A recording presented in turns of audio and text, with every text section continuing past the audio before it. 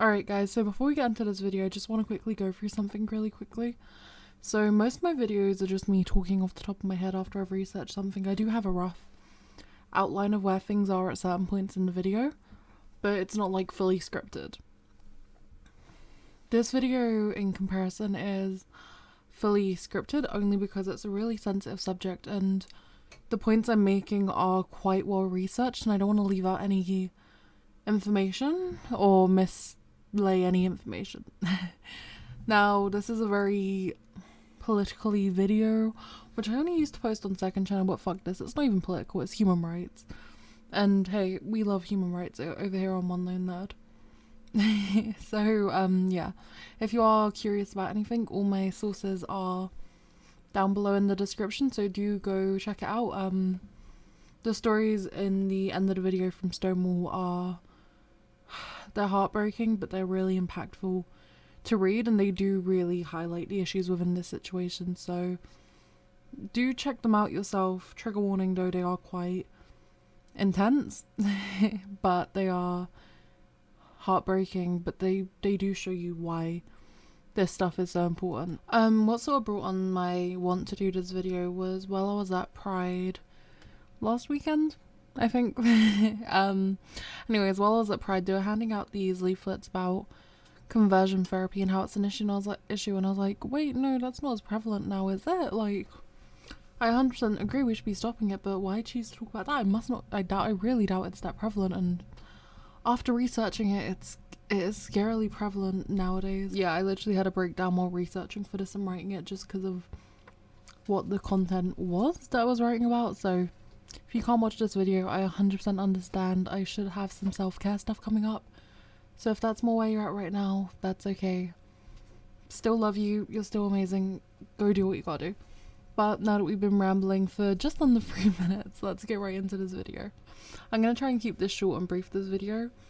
Now, I will do a long deep dive with more stories at some point if you guys want, but I just want this video to be here for people to get the key information, not have to spend 45 minutes looking for it, but there is more than 45, there's like 3 hours worth of content around this just skimming the surface. So I'm more than happy to do some more in depth if you guys are interested in ways that we can solve this and help minimize the harm done by this. I'm 100% down to work on that, and let me know in the comments if that's something you guys would be down with. Anyways, but yeah, I just want to keep this video short and brief for people who may not be the most knowledgeable about these issues. And yeah, let's just talk about it and why it's problematic. Conversion therapy is dangerous and outdated practice with no scientific basis that attempts to change an individual's sexual orientation or gender identity. It is shown to be psychologically damaging, causing feelings of worthlessness, depression, anxiety, post-traumatic stress disorder, PTSD, suicidal thoughts, substance abuse problems, and other mental health issues. It is still practiced in most areas around the world, all too commonly, even in Western countries which claim to be progressive and allies of our community. Within the UK, 5% of respondents to an LGBTQ survey said they had been offered conversion therapy in an attempt to cure them of being lesbians, gay, bisexual, or transgender, LGBT in their lifetime. A further 2% said that they had undergone conversion therapy. While those numbers are low, they should be zero given the negative impacts we've already touched on. Nearly 700,000 adults in the United States have received conversion therapy at some point in their life in an attempt to once again cure their homosexuality, and it is legal in 41 states. After that, I would just put a little point, what the actual fuck. And Canada has managed to ban it. Shout out to Canada. This is genuinely so depressing to read. The White House held a Pride celebration when a majority of states allowed this atrocious act, which comes across largely hypocritical. One key reason why conversion therapy doesn't work is because LGBTQ identities are valid and integral parts of who people are. It ignores the fact that individuals have the right to self-determination and autonomy over their own bodies and lives. Furthermore, research has consistently found that trying to change someone's sexual orientation or gender identity is impossible. An American Psychological Association and other professional associations have denounced the practice of conversion therapy, noting that it can lead to significant psychological harm, particularly in children and adolescents who are more vulnerable to its effects. In addition, research has consistently shown that it contributes to the stigma and discrimination already experienced by LGBTQ individuals. by reinforcing the idea that their identities are wrong or immoral in some way.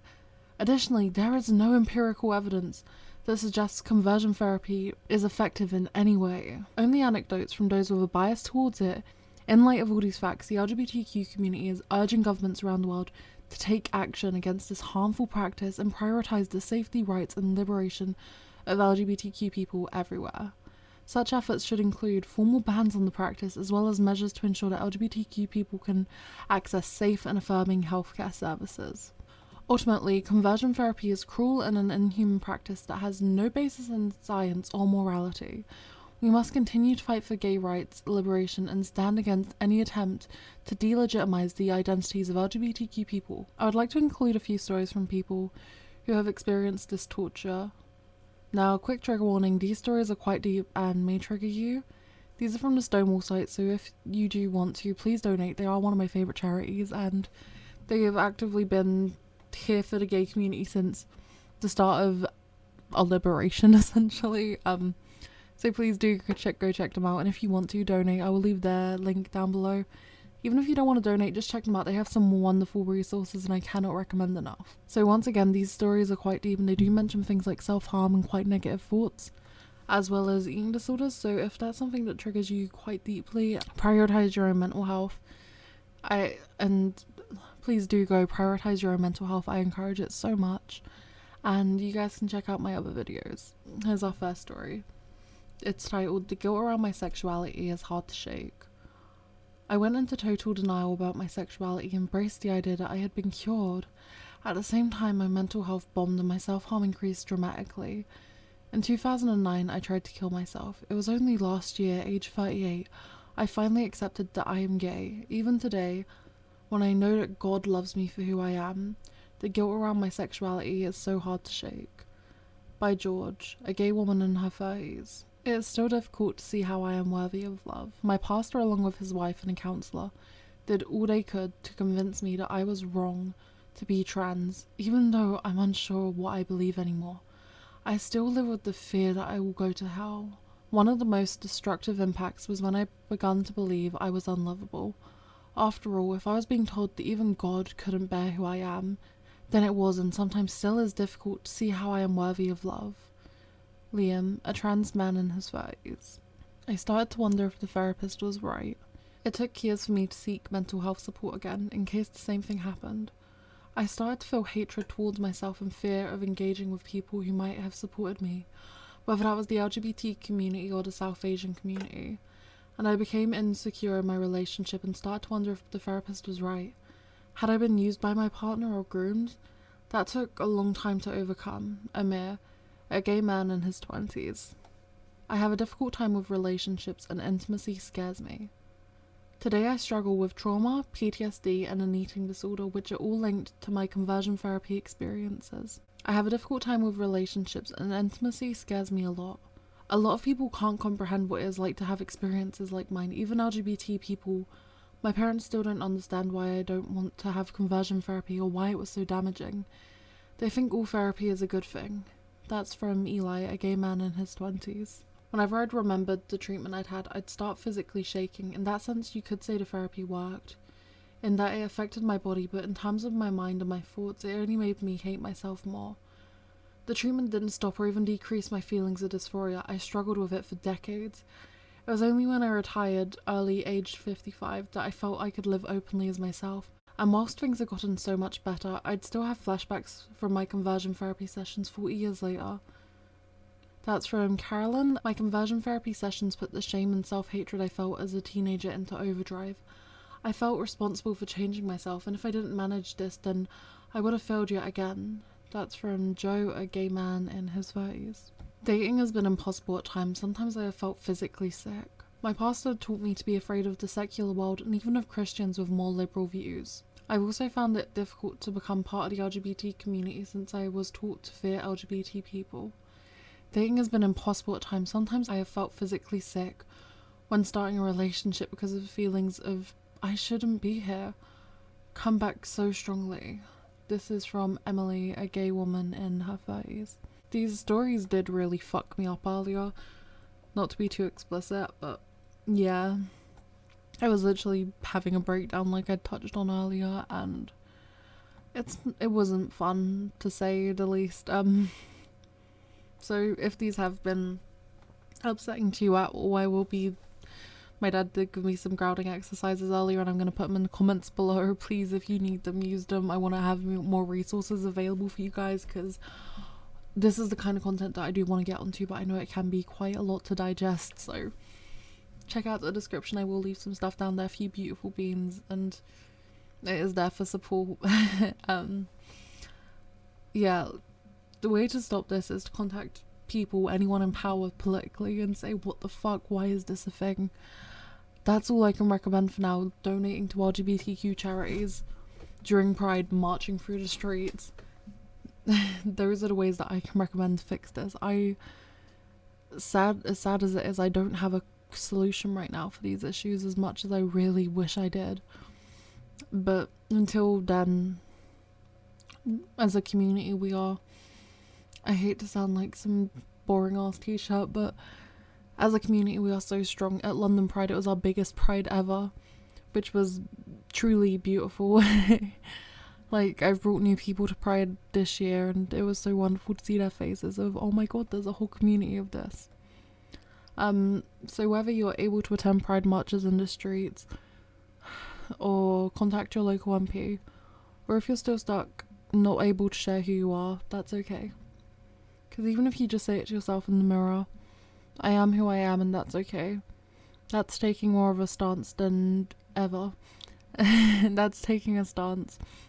And you are unbelievably brave. I know I say this in every video, but genuinely, I love you guys. Take care.